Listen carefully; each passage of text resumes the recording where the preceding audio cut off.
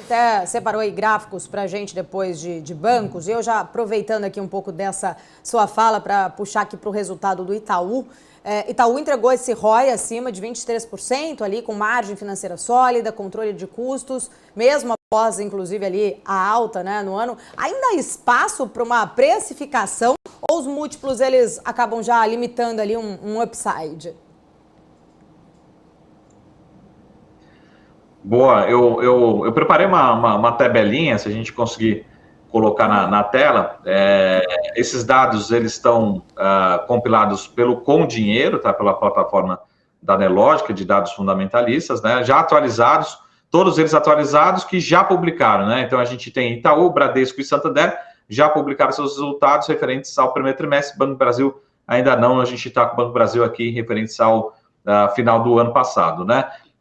E também esses dados são consolidados, contábeis, tá? Então não tem nenhum ajuste aqui. E, de novo, a referência aqui é o Com Dinheiro, tá? O que a gente precisa entender aqui? De fato, o valor de mercado do Itaú é de aproximadamente 360 bilhões de reais. E o Banco Bradesco, após essa alta recente, depois dos resultados, 150 bilhões de reais. Agora, se a gente olha para o tamanho do lucro, né?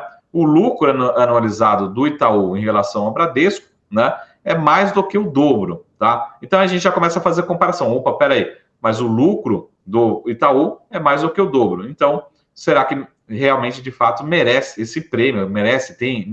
Justifica-se essa diferença, tá? Aí você fala, então vamos olhar para o retorno sobre o patrimônio.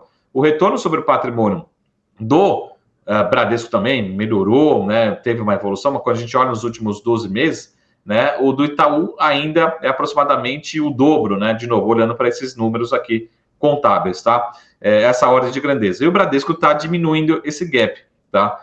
Então, de fato, o Itaú também merece um prêmio, porque tem um retorno sobre o patrimônio muito maior. O que aconteceu recentemente? Basicamente assim, o Bradesco falou assim, eu posso entregar um retorno maior, mais próximo dos meus pares, né? Mais próximo de entre 14% e 15% nesses próximos 2 anos, 2025 e 2026, né?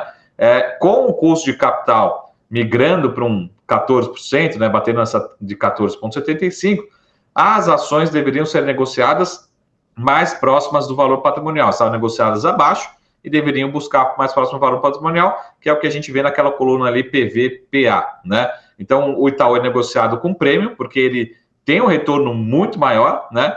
E o Bradesco está negociando com muito desconto, né? E deveria ser negociado com um ajuste, tá? Eu sempre falo para todo mundo, você que é investidor, e a minha recomendação, a minha alocação, né, a minha sugestão de alocação eu sempre falo, você prefere um retorno de 22% ou um retorno de 14%, né?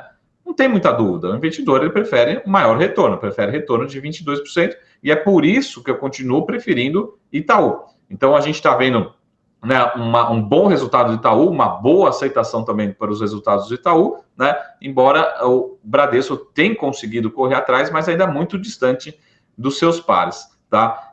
Então, acredito que no longo prazo, assim como a gente já viu alguns anos atrás, o Itaú também ser negociado a múltiplos muito mais altos, acima de 2,5 vezes valor patrimonial. Para mim, o Itaú continua merecendo um prêmio, continua merecendo a nossa atenção como investidores, e o Bradesco tem uma longa lição de casa para fazer, está no caminho, na direção certa, tem conseguido aparecer os resultados, mas ainda é muito distante. Eu, como investidor, continuo preferindo 22% do que 14%, 15%, né, por uma escolha de qualidade, né? Não necessariamente é aquela ação que vai mais subir no curtíssimo prazo, mas no longo prazo, se a gente olhar para trás, nos últimos 5 anos, essa estratégia também tem sido vencedora, tá? Então, é um pouco dessa avaliação em termos de bancos. Daqui a pouco a gente vai ver XP, BTG, a gente vai ver Banco Inter, né? De uma forma geral, mas aí a gente está começando a comparar com atividades diferentes, tá? Lembrando que, na minha opinião, a XP